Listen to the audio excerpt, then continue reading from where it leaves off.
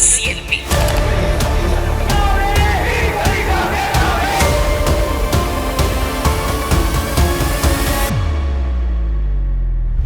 वो नेता जिसने पश्चिमी घाट का हर पहाड़ नापा, वो नेता जिसने हर चुनाव जीता, वही नेता अब केरलम की सत्ता संभालेगा।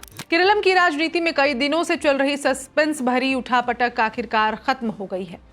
कांग्रेस हाईकमान ने लंबे मंथन और कई दौरों की बैठक और सहयोगी दलों से चर्चा के बाद वीडी सतीशन के नाम पर अंतिम मुहर लगा दी है। अब वीडी सतीशन केरलम के अगले मुख्यमंत्री बनने जा रहे हैं। बताया जा रहा है कि 28 मई को तिरुवनंतपुरम में उनका भव्य शपथ ग्रहण समारोह भी हो सकता है। लेकिन आज हम आपको वीडी सतीशन की सिर्फ राजनीतिक नहीं बल्कि उनकी जिंदगी से जुड़ी 10 दिलचस्प बातें बताने वाले हैं, जिन्हें जानकर आप एक अलग व्यक्तित्व को जानेंगे।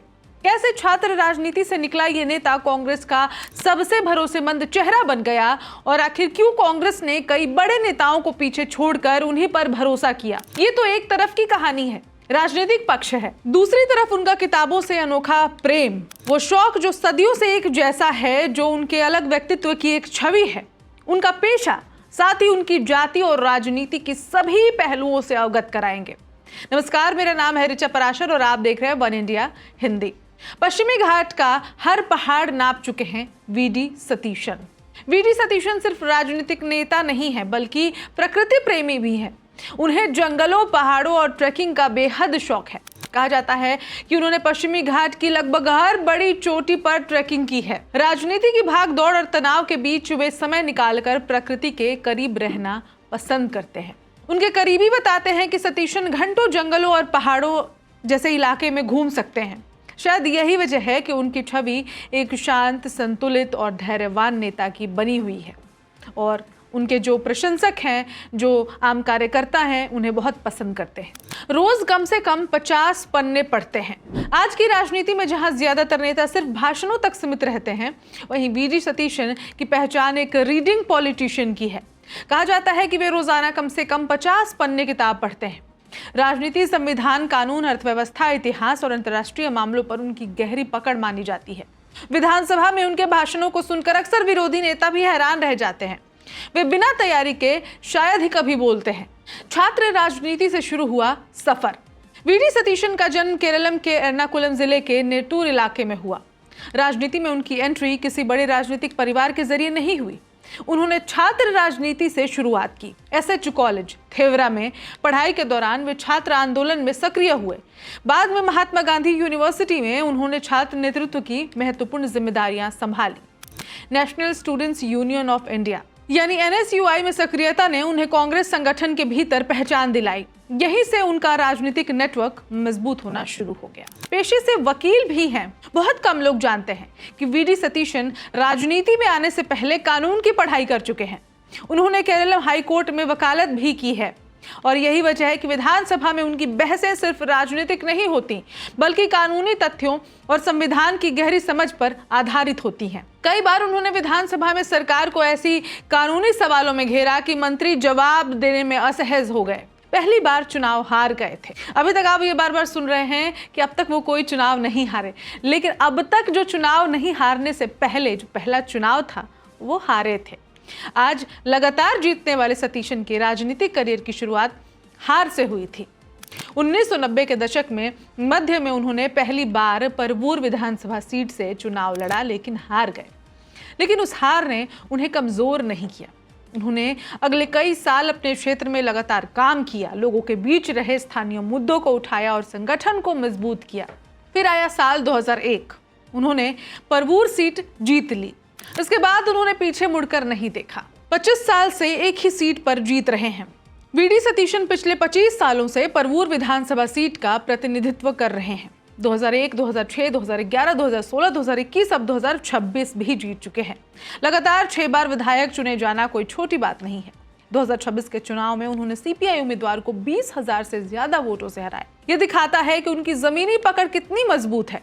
कांग्रेस के सबसे आक्रामक विपक्षी नेता बने। 2021 में कांग्रेस चुनाव हार गई थी। इसके बाद वीडी सतीशन को विधानसभा में विपक्ष का नेता बनाया गया। यहीं से उनका राजनीतिक कद तेजी से बढ़ा। उन्होंने वाम मोर्चा सरकार को हर मुद्दे पर घेरा। सोना तस्करी मामला, भ्रष्टाचार, बेरोजगारी, प्रशासनिक विफलता, हर मुद्दे पर वे सरकार के खिलाफ सबसे मुखर आवाज बने। उनकी बहस करने की शैली बेहद अलग मानी जाती है। वे सिर्फ आरोप नहीं लगाते बल्कि फाइल, दस्तावेज और कानूनी तर्कों के साथ सरकार को घेरते हैं। नायर समुदाय से आते हैं लेकिन अलग राजनीति करते हैं। वीडी सतीशन नायर समुदाय से आते हैं, लेकिन दिलचस्प बात यह है कि वे खुद को पूरी तरह से धर्मनिरपेक्ष नेता मानते हैं। उनका नायर सर्विस सोसाइटी यानी कि एनएसएस से कोई खास जुड़ाव नहीं रहा। वे हमेशा ऐसी राजनीति की बात करते रहे हैं जो जाति और धर्म से ऊपर हो। यही वजह है कि वे अल्पसंख्यकों और उदारवादी वोटरों के बीच काफी लोकप्रिय हैं। कांग्रेस में एक हफ्ते तक क्यों चला घमासान? केरल चुनाव में कांग्रेस गठबंधन यूडीएफ को जीत मिली, लेकिन असली लड़ाई उसके बाद शुरू हुई। मुख्यमंत्री कौन बनेगा? रेस में कई बड़े नाम थे। केसी वेणुगोपाल जिसमें सबसे पहला नाम था, इसके अलावा थे रमेश चेन्नीथला और फिर थे वीडी सतीशन। दिल्ली में लगातार बैठकों का दौर चला। राहुल गांधी और कांग्रेस हाईकमान हर समीकरण पर विचार कर रहे थे। कहा जा रहा था कि केसी वेणुगोपाल राहुल गांधी के बेहद करीबी हैं, इसलिए उनका नाम मजबूत माना जा रहा था। लेकिन आखिर में कांग्रेस ने वीडी सतीशन को चुना। आखिर कांग्रेस ने उन्हीं पर भरोसा क्यों किया? इसके पीछे कई बड़ी वजहें थी। संगठन पर पकड़। सतीशन पिछले 5 साल से कांग्रेस कार्यकर्ताओं के सबसे लोकप्रिय चेहरों में से एक हैं। सहयोगी दलों का समर्थन। इंडियन यूनियन मुस्लिम लीग यानी कि IUML ने खुलकर उनके नाम का समर्थन किया। उपचुनाव का खतरा नहीं। अगर केसी वेणुगोपाल मुख्यमंत्री बनते तो उन्हें सांसद पद छोड़ना पड़ता और उपचुनाव होते, और कांग्रेस ये जोखिम नहीं लेना चाहती थी क्योंकि वैसे भी बचे कुछ स्टेट्स में ही कांग्रेस बची हुई है। साफ छवि। उनकी छवि पढ़े लिखे, ईमानदार और गंभीर नेता की है। आक्रामक लेकिन संतुलित नेता। वे सरकार पर हमला भी करते हैं और गठबंधन को साथ लेकर चलने की क्षमता भी रखते हैं। शपथ ग्रहण कब होगा? सबसे जरूरी, क्योंकि पूरी कहानी का जो सार यही है कि अब वो केरलम के मुख्यमंत्री बनने वाले हैं। तो शपथ ग्रहण कब होगा? तो सूत्रों के मुताबिक वीडी सतीशन अगले 2 से 3 दिनों में उम्मीदन 18 मई को मुख्यमंत्री पद की शपथ ले सकते हैं। तिरुवनंतपुरम में समारोह की तैयारियां शुरू हो चुकी हैं। समारोह में कांग्रेस अध्यक्ष मल्लिकार्जुन खड़गे, राहुल गांधी समेत कई बड़े नेता शामिल हो सकते हैं। अब सबसे बड़ी चुनौतियां क्या होंगी उनके लिए? मुख्यमंत्री बनने के बाद वीडी सतीशन के सामने कई बड़ी चुनौतियां होंगी, जिनमें केरल का बढ़ता कर्ज, बेरोजगारी, केंद्र राज्य टकराव, जलवायु संकट, गठबंधन में संतुलन, कांग्रेस के अंदर गुटबाजी और सबसे बड़ी चुनौती होगी विपक्ष की आक्रामक रणनीति से प्रशासनिक नेतृत्व की तरफ सफल बदलाव करना।